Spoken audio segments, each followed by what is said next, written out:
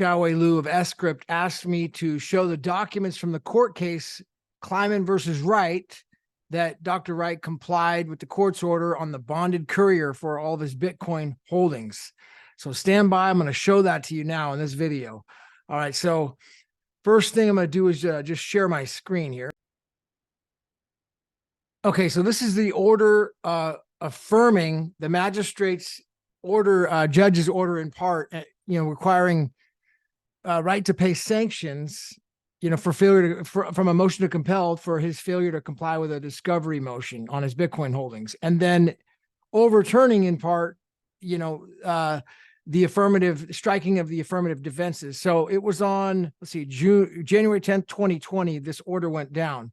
And the sanctions were the court found that the sanctions were warranted due to Wright's failure to comply with his discovery orders and his lack of candor regarding his inability to access access the holdings. However, so the court vacated the magistrate's order deeming certain facts established regarding Wright's partnership with Dave Kleiman and their joint Bitcoin mining and development activities.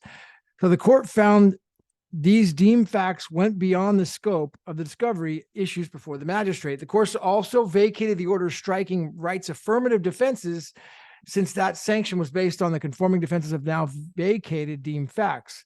So the court said that additional sanctions may be imposed if Wright does not gain access to his Bitcoin holdings by February 3rd, 2020, and produce the ordered discovery. So basically, Wright would be punished if he didn't produce them by February 3rd, 2020. So let's see what the court said in this order exactly. All right, so let me scroll down. So what happens is the plaintiff filed this motion to get the court to require Wright to comply with this discovery and produce his Bitcoin holdings. So in the motion, the defendant, he responded back. He says, defendant represented that he did not, quote, have a complete list of the public addresses that he owned as of any date. He also argued that the creation of such would be unduly burdensome. Beyond identifying himself as the miner of the first 70 blocks of the Bitcoin blockchain, what does that imply? And providing the public access for those blocks, the defendant, this is Wright, also claimed that he did not know any other Bitcoin public addresses. The defendant represented that in 2011, he transferred ownership of all the Bitcoin into a blind trust of which he was not the trustee or the beneficiary. So in his attempts to comply with Judge Reinhardt's order, defendant provided a sworn declaration, which he stated he had met with counsel and provided with him additional details regarding the trust, held that he mined or acquired on or before December 31st, 2013. Defendant affirmed that in a declaration that he mined in 2009 and 2010 directly into a trust in Panama. There were no additional transactions related to that Bitcoin that he later transferred to encrypted files, control access to these Bitcoin in 2011, as explained below.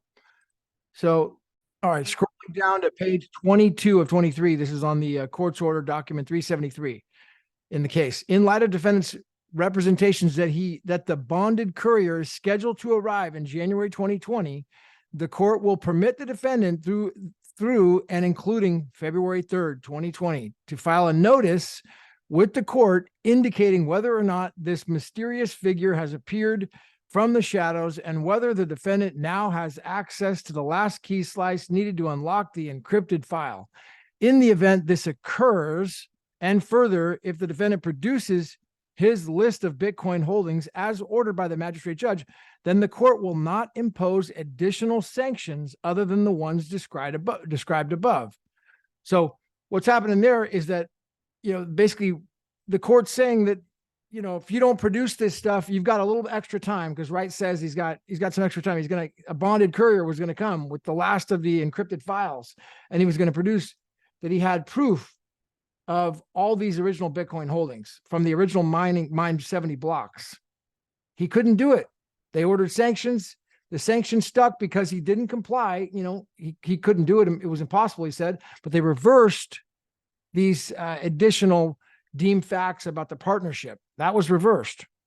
So then Wright had a few extra days to comply with this. So now let's go to see what happened next on Wright's compliance. So I'm going to go ahead and share another, basically the compliance with the court order. Okay, this bad boy is on document 376. All right, Kleiman, Wright, 1/14/2020. Wright's notice of compliance with the court's January 10th. And remember, the other court was a January 10th order. That's important because we want to know what it's referring to. That's why I wanted to show you guys that court order first. Dr. Craig Wright files this notice of compliance with the court's order dated January 10th, 2020.